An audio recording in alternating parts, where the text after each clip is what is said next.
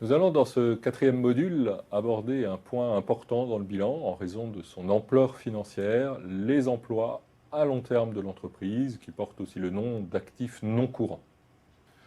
Alors, de quoi sont formés les actifs non courants? Vous avez sous les yeux un extrait du bilan de Renault à la clôture de l'exercice 2010. Un extrait du bilan parce que vous avez le total de ces actifs non courants uniquement. Vous voyez l'ampleur financière des enjeux, 32 milliards d'actifs non courants, formés de différentes lignes, incorporelles, corporelles, et des notions de participation dans les entreprises associées. Ce sont l'ensemble de ces notions que nous allons essayer d'aborder, d'expliquer lors des prochains éléments de ce module. Que sont les actifs non courants? D'abord, ce sont des éléments qui doivent être identifiables. Cette notion d'identifiable, c'est la capacité que vous avez à les isoler, à les voir, à les toucher ou à les protéger juridiquement. La notion d'identifiable est assez facile à comprendre pour un actif qui serait physique, un terrain, une construction, une machine, elle est aisément identifiable. Elle prend tout son sens pour des actifs qui seraient sans substance physique, par exemple les brevets. La notion de brevet vous permet d'identifier un actif sans substance physique grâce à la protection juridique dont il bénéficie. Deuxième élément, pour pouvoir être considéré comme un actif non courant pour l'entreprise, il faut que ces éléments soient contrôlés par l'entreprise. Il faut qu'elle en ait la maîtrise, il faut qu'elle ait les avantages économiques que procurent ces actifs. Car c'est une notion importante pour figurer au bilan. Quelque chose mérite la qualification d'emploi uniquement à partir du moment où cet objet vous procure des avantages économiques dans le futur. S'il ne procure pas des avantages économiques futurs pour l'entreprise, il ne s'agit pas d'un emploi figurant au bilan. C'est vrai pour les actifs non courants, comme pour l'ensemble des autres actifs. S'agissant de non courants, cette obtention des avantages économiques futurs s'étale sur plusieurs exercices, puisque vous avez cette notion de non courant qui est consubstantielle à l'idée de délai d'utilisation supérieur à 1 an. Différents types d'actifs non courants existent et une grande séparation est généralement faite entre les éléments qui sont de nature monétaire et les éléments qui sont de nature non monétaire. Les éléments de nature monétaire, ce sont les éléments qui sont en substance des unités monétaires. On va les appeler des actifs non courants financiers. Vous aurez typiquement là-dedans des prêts ou des titres qui n'existent pas en dehors du nombre d'unités monétaires qu'ils représentent. Parmi les éléments non monétaires, vous aurez deux grandes familles, les incorporels et les corporels, qui sont les deux grandes typologies d'actifs non courants non monétaires que nous allons maintenant détailler de manière plus précise. Commençons par ces trois grandes familles en essayant de les illustrer chacune. Parmi cette première famille que sont les actifs incorporels, donc sans substance physique, qu'est-ce que l'on va trouver? Typiquement, on va trouver les brevets, qui sont sans substance physique, les licences dont pourrait disposer l'entreprise, les logiciels dont l'entreprise est propriétaire, ou les marques qui vont figurer au bilan à partir du moment où l'entreprise les aura créées. Les actifs corporels sont probablement plus simples car plus classiques dans leur composition. Vous aurez tout ce qui a une substance physique, donc les terrains, les constructions, les machines, tout ce qui concerne les installations à l'intérieur de vos bâtiments, bureaux, chaises, appareillage électrique, etc. Substance physique. C'est la grande distinction entre les incorporels et les corporels. Les incorporels sont sans substance physique, les corporels ont une substance physique, on peut les toucher. La notion est assez simple, je pense, à comprendre. Les actifs financiers sont quant à eux formés d'instruments financiers, d'éléments qui sont essentiellement monétaires. Vous avez typiquement les prêts que l'entreprise pourrait faire, pourrait consentir par exemple à des salariés pour les aider à financer une acquisition immobilière. Vous pourriez avoir également des titres que détiendrait l'entreprise dans des sociétés avec lesquelles elle est en partenariat industriel. Ces quelques exemples que je vous donne sont des illustrations, ils n'ont pas prétention à représenter l'ensemble des actifs incorporels, corporels ou financiers que l'on peut imaginer. Ces fameux actifs non courants, détaillons-les encore un petit peu plus en nous concentrant d'abord sur cette notion d'incorporel. Vous voyez ici les enjeux des actifs incorporels pour Renault, 3,6 milliards, soit à peu près 10%, un peu plus, du montant des actifs non courants, qui sont pour l'essentiel, et c'est un sujet important, formés par les frais de développement immobilisés. La notion de goodwill que vous voyez juste en dessous est une notion propre à la consolidation qui présente une certaine technicité et que nous n'aborderons pas dans le cadre de ces modules. Les actifs incorporels font l'objet d'une norme comptable internationale spécifique qui les traite de manière explicite et détaillée, qui s'appelle la norme IS 38, qui régit donc les critères applicables aux actifs incorporels. Penchons-nous plus précisément sur ces frais de développement immobilisés qui représentent l'essentiel des actifs incorporels de Renault. Quel est l'enjeu de ces frais de développement immobilisés? Eh bien, on est face à un enjeu d'étalement de charges. C'est la principale question qui est derrière cette notion de frais de développement immobilisés. Que va-t-il se passer? Renault va engager des dépenses, par exemple, pour le développement de nouveaux véhicules automobiles. La question est, est-ce que Renault doit comptabiliser ces dépenses comme un appauvrissement immédiat, comme une charge diminuant son résultat de l'année, ou peut-elle considérer que l'engagement de ces dépenses est réalisé pour construire un véhicule dont la commercialisation lui permettra d'obtenir des produits venant compenser, normalement largement au-delà, les dépenses engagées. À partir du moment où l'entreprise est capable de prouver que ces dépenses sont engagées dans la perspective d'obtenir des produits et que ces produits présentent un certain caractère de probabilité, au lieu de laisser ces dépenses en résultat et donc constater un appauvrissement immédiat de l'entreprise, elle va pouvoir les inscrire à son bilan et donc différer la constatation de l'appauvrissement à l'obtention des produits pour lesquels ces charges sont engagées. Et vous aurez donc les produits obtenus de la commercialisation des véhicules face aux dépenses engagées pour le développement de ces véhicules. On voit bien tout l'avantage que cela représente pour l'appréciation de la performance de l'entreprise. On voit également qu'en raison de l'enjeu, la suppression de charges du compte de résultat, leur inscription au bilan, il y a derrière des possibilités de manipulation comptable ou de présentation avantageuse de la performance que le normalisateur va chercher à encadrer assez étroitement. Il y a donc toute une série de critères qui doivent être respectés pour avoir le droit d'inscrire ces frais de développement au bilan. Parmi ces critères, le premier d'entre eux, c'est que le projet pour lequel ils sont engagés est faisable techniquement. Vous serez capable de le mener à son terme. Les coûts que vous engagez sont identifiables. Vous êtes capable d'affecter les coûts, les dépenses au projet avec un bon degré de certitude.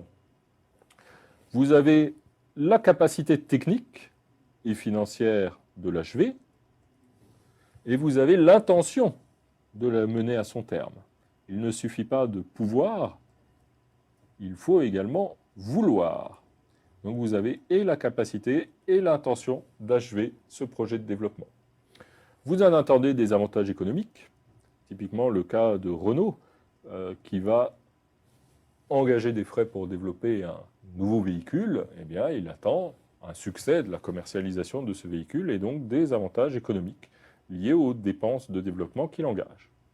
Ça va être la différence avec les dépenses de développement que Renault pourrait engager sur un concept car. Concept car qui va également générer des coûts qui sont identifiables. Renault espère arriver, je pense, au terme de la conception de son concept car, mais il n'a pas vocation à être commercialisé. Donc Renault n'en attend pas, au moins directement, d'avantages économiques. Donc, ce critère d'obtention des avantages économiques ne serait pas validé dans le cadre des frais dépensés pour la conception d'un concept car. Et vous disposez des ressources financières et techniques nécessaires pour mener à terme ce projet. Ce qui, dans le cas de Renault, étant donné le savoir-faire industriel et la taille de l'entreprise, est un sujet qui est en général aisément démontrable. Mais il faut pouvoir l'achever, il faut le vouloir et il faut en avoir les capacités. Dans ces conditions, vous allez pouvoir inscrire ces frais à votre bilan.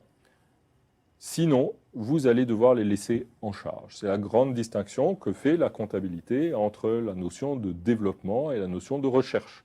Notion de développement, vous respectez les critères et vous allez pouvoir, et même devoir en normes internationales, inscrire les frais à votre bilan, ce qui va induire une présentation de votre performance économique assez sensiblement différente, dans la mesure où ils vont être étalés en face des produits obtenus grâce à leur engagement, et les frais de recherche qui, eux, ne respectent pas ces critères et ne sauraient donc être inscrits au bilan, doivent être maintenus en charge et doivent donc obérer la performance de l'entreprise pour la période.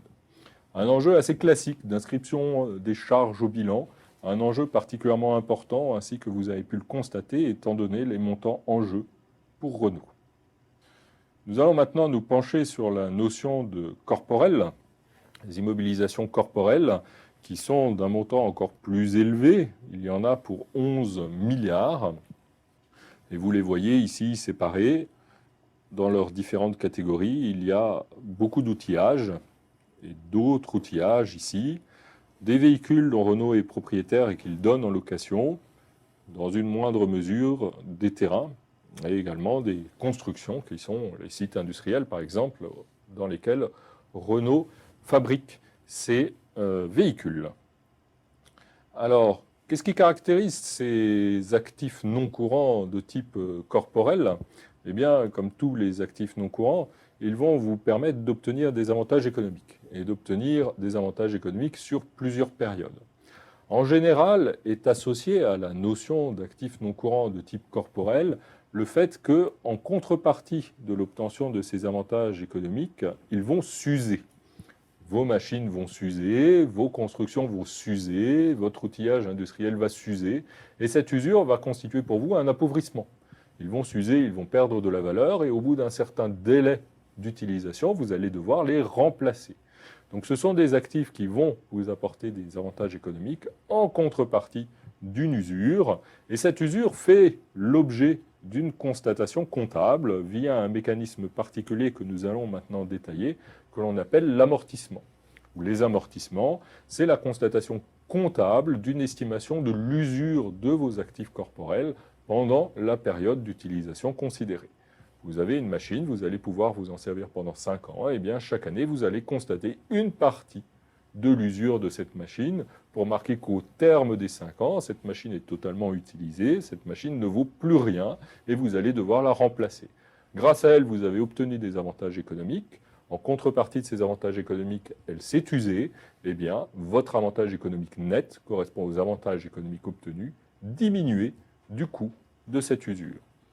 Dans la mesure où, évidemment, cette usure ne fait jamais l'objet d'une facturation externe, on n'a pas de facture d'usure d'une machine, on va utiliser des conventions pour calculer cette usure. Il y a 2 conventions principales qui sont utilisées en France pour le calcul de cette usure. L'usure de la machine constatée par parts égales, qu'on appelle l'amortissement linéaire, et l'usure de la machine où on va surpondérer les premières périodes, ce qu'on appelle l'amortissement dégressif. Dans l'amortissement par parts égales, on fait l'hypothèse que la machine s'use de manière équivalente d'année en année. Il n'y a pas d'année où elle s'use plus rapidement que d'autres. Dans la méthode dégressive, on va faire l'hypothèse que la machine s'use plus vite, que le bien corporel s'use plus vite au début qu'à la fin, qu'elle perd de la valeur plus rapidement au début qu'à la fin. Vous allez choisir la méthode en fonction du type d'usure que va subir votre bien. Typiquement, par exemple, on peut considérer que pour les biens informatiques, l'usure est plus rapide au début. Il y a également, et c'est important, des considérations fiscales qui peuvent peser sur le choix de la méthode de calcul d'amortissement. Alors nous allons, pour illustrer ces deux notions, utiliser un exemple dont les caractéristiques sont assez élémentaires et qui sera le même dans les deux cas afin de vous permettre de modéliser les différences dans la constatation du rythme d'usure. Alors nous aurons une machine-outil qui va nous coûter 100 000 € à l'achat, ou qui nous a coûté 100 000 € à l'achat, et que nous allons utiliser pendant 5 ans, dans les deux cas. Alors comment cela se passe-t-il ? Dans le cadre de l'usure par parts égales, vous allez partir avec une valeur de début de 100 000 €. Et chaque année, vous allez constater cette usure, et cette usure sera chaque année la même. Donc la première année, vous aurez 1/5, 100 000 de coût d'achat, divisé par 5 ans de durée d'utilisation. Cela vous amène effectivement à une usure de 20 000 par an. Au terme de la première année, vous n'aurez qu'une année, donc le cumul de l'usure sera 20 000, et votre machine vaudra à la fin de l'année 80 000. Au début de la période suivante, votre machine vaut 80 000, elle sera usée toujours pour 20 000, en cumulé 20 000 plus 20 000, 40 000, votre machine vaudra au terme de la période 60 000. Valeur de fin qui est la valeur de début de la période suivante, l'usure est toujours la même, 20 000. Le cumul correspond à 60 000. Il vous reste 40 000 à la fin.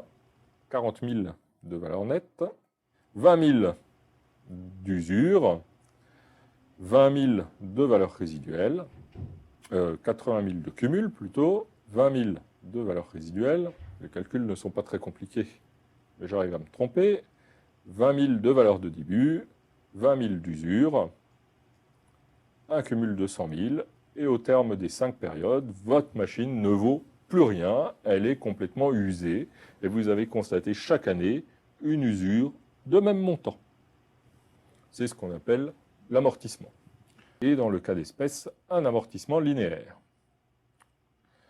Dans le cadre de l'amortissement dégressif, le système va être différent. Comme je vous le disais, on va considérer que le bien s'use plus rapidement au cours des premières périodes. On va donc surpondérer ces premières périodes.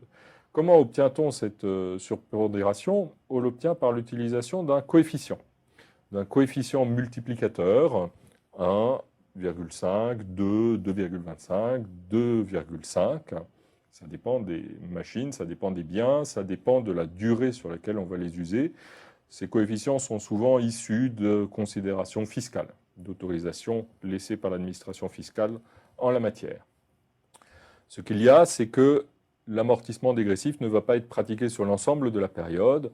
Au bout d'un certain temps, on va rebasculer sur un mode d'amortissement linéaire quand l'amortissement linéaire devient plus important que l'amortissement dégressif. Ceci afin de finir notre durée d'amortissement. On va reprendre notre exemple de tout à l'heure. Nous allons donc passer au calcul d'un amortissement dégressif. Comment cela va-t-il fonctionner? Eh bien, vous avez toujours une même valeur de début, 100 000, et votre amortissement dégressif va être calculé en appliquant un coefficient. 100 000, que vous amortissez sur 5 ans, avec un coefficient de 2. Vous avez donc un premier amortissement de 40 000 qui, vous le voyez, et c'est le reflet du coefficient employé, est le double de l'amortissement linéaire que nous avions pratiqué tout à l'heure. Donc nous avons un amortissement dégressif de 40 000 et on le compare à ce qu'aurait été l'amortissement si nous avions amorti les 100 000 sur la durée qui reste à courir, soit 5 ans. 100 000 linéairement sur 5 ans, ça vous fait 20 000. L'amortissement dégressif est bien supérieur au linéaire, et j'ai donc une valeur de fin de période de 60 000. C'est 60 000 qui constituent la valeur de début pour la période suivante, et on va recalculer l'amortissement dégressif. On a 60 000 sur 5 ans, multiplié par 2, ça vous fait un amortissement dégressif de 24 000. caractéristique de l'amortissement dégressif. Il est plus important, mais il a tendance à diminuer et à diminuer assez rapidement. Caractéristique de l'amortissement dégressif, il est calculé sur la base de la valeur résiduelle compte tenu des amortissements déjà pratiqués. Si nous avions pratiqué un premier amortissement de 40 000, nous avions donc une valeur résiduelle de 60 000 et c'est sur la base de cette valeur résiduelle que nous allons calculer notre amortissement dégressif en appliquant le coefficient. Donc nous avons un amortissement dégressif de 24 000. Et si nous avions amorti linéairement les 60 000 sur la période restante à courir, soit 4 ans, nous aurions pratiqué un amortissement linéaire de 15 000. Les 60 000 sur 4 ans, 60 000 divisé par 4 égale 15 000. Notre amortissement dégressif reste supérieur à notre amortissement linéaire. Nous allons donc continuer cette année encore en dégressif. Et nous avons donc 36 000 de valeur résiduelle en fin de période, qui est la valeur de début de la période suivante, 36 000, et je vais calculer à nouveau mon amortissement dégressif, 36 000 sur 5 ans, avec un coefficient de 2, j'arrive à un total de 14 400 d'amortissement dégressif. La valeur résiduelle sur 5 ans, coefficient de 14 400. Que se passe-t-il si nous avions décidé d'amortir linéairement ces 36 000 sur les 3 ans restants à courir? Ça nous donnerait un amortissement linéaire de 12 000. L'amortissement dégressif reste plus élevé que notre amortissement linéaire, donc nous allons continuer en amortissement dégressif. Il nous reste 21 600 de valeur résiduelle, qui sont la valeur de début de période suivante. C'est 21 600 que je vais continuer à amortir en dégressif. 21 600 divisé par 5 multiplié par 2. Cela me donne 8 640 d'amortissement dégressif. Que se passe-t-il si nous avions amorti ces 21 600 en linéaire sur les 2 années restant à courir? Eh bien, nous aurions constaté un amortissement de 10 800. Cet amortissement linéaire sur la durée restante à courir devient donc supérieur à l'amortissement dégressif et c'est désormais celui que nous allons retenir pour achever nos 5 ans d'amortissement. Donc cette année 4, je vais amortir le bien non pour 8 640 mais pour 10 800. Il me restera une valeur résiduelle de 10 800 qui est ma valeur de début de la fin. Je ne calcule plus d'amortissement dégressif, je suis passé en amortissement linéaire. J'amortis de 10 800 et à la fin, il me reste 0. Vous voyez la différence de profil d'amortissement par rapport à mon amortissement linéaire qui était de 20 000 par an sur mes 5 ans. Vous avez un amortissement qui va être plus élevé en début de période et moins élevé en fin de période. C'est l'effet caractéristique de l'amortissement dégressif. Au total, vous amortirez le même montant. Dans les deux cas, on amortit 100 000. Il n'y a pas de différence puisqu'on amortit le même bien. L'enjeu, c'est la répartition dans le temps de cet amortissement. C'est un enjeu important puisque cette usure va venir diminuer votre performance économique. Eh bien, cette répartition dans le temps a un impact important sur les modalités de représentation de votre performance économique, qui va être meilleure les premières années en amortissement linéaire qu'en amortissement dégressif. Le dernier type d'actifs non courants, ce sont donc les actifs de type financier. Vous voyez ici le détail pour Renault, avec des titres de société non contrôlés, des prêts et des éléments dérivés, des instruments complexes liés aux opérations de financement de l'automobile. Une partie de l'activité de Renault est une activité de type bancaire puisqu'il finance les automobiles qu'il commercialise. Donc des montants qui sont plus faibles, ce n'est pas choquant, c'est une entreprise industrielle, pas une entreprise financière, donc il n'est pas surprenant que l'essentiel de ses actifs soit lié à son activité industrielle et pas à son activité financière. Ce serait évidemment radicalement différent dans le cadre d'un établissement de crédit. Ces instruments financiers, nous n'allons pas passer trop de temps dessus. Pourquoi? Parce que ce sont des mécanismes comptables qui sont souvent complexes et qui font l'objet de débats. Vous avez globalement dans le système comptable international un mécanisme dit de juste valeur. Vous allez représenter la hausse et la baisse de ces instruments financiers, la variation de cette juste valeur en comptabilité. Vous allez réévaluer cette juste valeur. Vous avez la technique du coût amorti. Le coût amorti qui correspond à un étalement pour les éléments dont vous pouvez étaler la rémunération. Ce sera par exemple typiquement le cas des prêts. Nous verrons les manières de calculer le coût amorti lorsque nous traiterons la question du passif financier, puisque la technique du coût amorti est également utilisée pour le passif financier. Et nous aurons également cette notion de prudence qui va, elle, être davantage présente dans le système comptable français, moins dans le système comptable international, qui est plus articulé autour de cette notion de juste valeur. Nous avons donc vu dans ce 4e module la question des immobilisations, une question importante en raison des enjeux financiers qu'elle représente pour l'entreprise, une question importante en raison du fait que face à ces emplois à long terme, l'entreprise va devoir mobiliser des ressources, et des ressources à long terme et souvent d'un montant important, étant donné les montants à financer. Nous avons vu également la mise en œuvre de mécaniques comptables relativement complexes, celle de l'amortissement, qui vise à représenter l'usure de ces actifs sur plusieurs années. Mécanique comptable qui présente en plus le fait d'être liée à la politique comptable de l'entreprise, donc d'être dépendante des choix comptables de l'entreprise, choix comptables qui vont influer sur la représentation de la performance économique de l'entreprise.